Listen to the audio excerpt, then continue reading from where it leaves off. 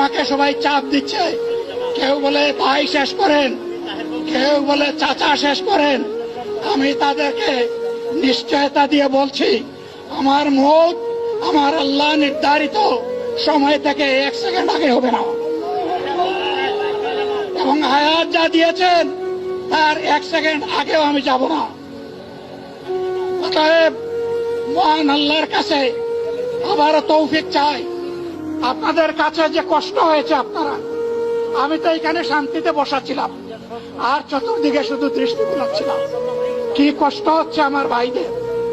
প্রিয় ভাইরা, এই কষ্ট আল্লাহর জন্য। এই কষ্ট কার জন্য? ইনশাআল্লাহ আল্লাহ তাআলা আপনাদেরকে তার উপযুক্ত যজা দুনিয়ায় দিবেন, আখিরাতে দিবেন।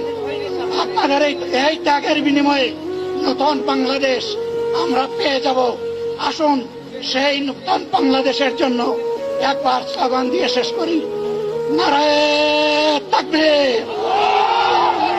আসসালামু আলাইকুম ওয়া রাহমাতুল্লাহ।